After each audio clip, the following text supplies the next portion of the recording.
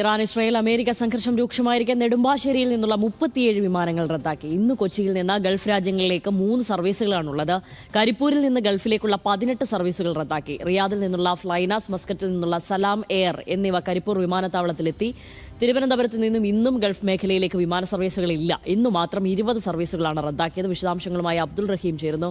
അബ്ദുൾ റഹീം, ഇതിപ്പോൾ സംഘർഷം രൂക്ഷമായ ഒരു പശ്ചാത്തലത്തിൽ തീർച്ചയായും ഇനിയുള്ള ദിവസങ്ങളിലും ഇത്തരം വിമാന സർവീസുകൾ ഉണ്ടാവാനുള്ള യാതൊരു സാധ്യതയും കാണുന്നില്ല. യാത്രക്കാർ എങ്ങനെയാണ് ഇതിനോട് പ്രതികരിക്കുന്നത്? എന്താണ് റഹീം ഇപ്പോൾ എവിടെയാണ് ഉള്ളത്?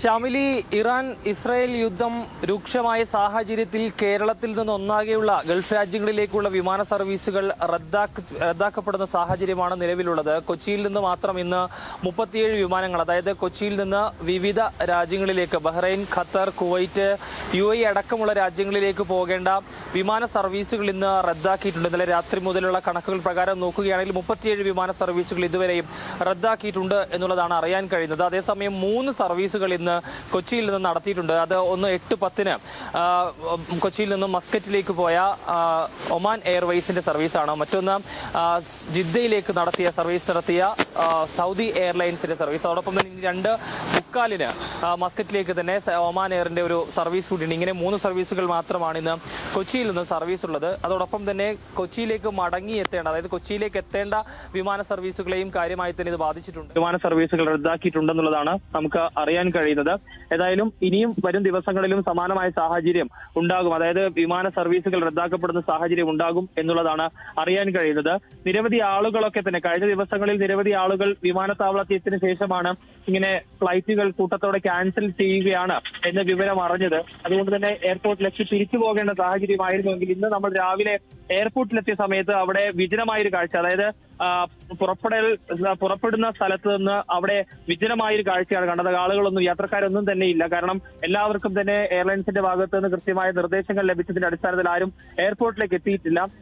അതേസമയം കൊളംബോ, അതോടൊപ്പം തന്നെ മാലി തുടങ്ങിയ സർവീസുകൾ നടത്തുന്നുണ്ട്. അങ്ങനെ ആ രാജ്യങ്ങളിലേക്കൊക്കെ പോകുന്ന ആളുകൾ മാത്രമാണ് ഇന്ന് നമുക്ക് ആ ഒരു എയർപോർട്ടിൽ കാണാൻ കഴിഞ്ഞത്. അങ്ങനെ വലിയ രീതിയിൽ തിരക്കുണ്ടാകുന്ന കൊച്ചി വിമാനത്താവളം അവിടെ ശൂന്യമായി കിടക്കുന്ന ഒരു കാഴ്ച നമുക്ക് കാണാൻ കഴിയുന്നത്. അതേസമയം തിരുവനന്തപുരത്ത് നിന്ന് മാത്രം ഏകദേശം 20 സർവീസുകൾ റദ്ദാക്കിയിട്ടുണ്ട് എന്നുള്ളതാണ് വിവരം. കാരണം ഗൾഫ് രാജ്യങ്ങളിലേക്കാണ് റദ്ദാക്കിയിട്ടുണ്ട് എന്നുള്ളതാണ് വിവരം. കാരണം ഗൾഫ് രാജ്യങ്ങളിലേക്കാണ് കൂടുതലായും തിരുവനന്തപുരത്ത് നിന്ന് സർവീസ് ഉള്ളത്. അത് കൂട്ടത്തോടെ റദ്ദാക്കി കഴിഞ്ഞിരിക്കുന്നു. കൂടാതെ കണ്ണൂരിൽ നിന്നും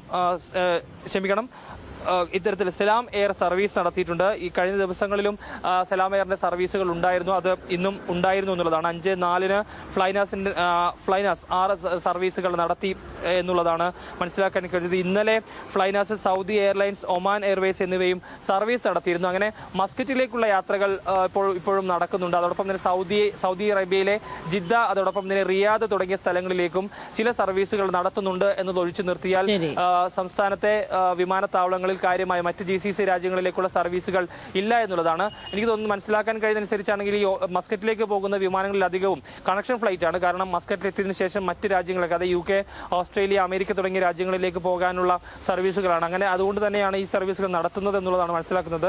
അതല്ലാതെ മറ്റ് രാജ്യങ്ങളിലേക്ക് ഖത്തർ, UAE ചില സർവീസുകൾ, റിയാദിൽ നിന്നുള്ള ഫ്ലൈനാസ്, മസ്കറ്റിൽ നിന്നുള്ള സലാം എയർ എന്നിവ ഒഴികെ മറ്റ് സർവീസുകളൊക്കെ റദ്ദാക്കിയിട്ടുണ്ട്. ഇവ മാത്രം സർവീസ് നടത്തുന്നുണ്ട് എന്നാണ്, ചുരുക്കം സർവീസുകൾ നടത്തുന്നുണ്ട് എന്നാണ് അബ്ദുൾ റഹീം റിപ്പോർട്ട് ചെയ്യുന്നത്. ഇനി US ഇറാൻ ഇസ്രായേൽ യുദ്ധത്തിന് പിന്നാലെ സംസ്ഥാനങ്ങൾക്ക് ജാഗ്രതാ നിർദ്ദേശം നൽകിയിരിക്കുകയാണ് ആഭ്യന്തര മന്ത്രാലയം.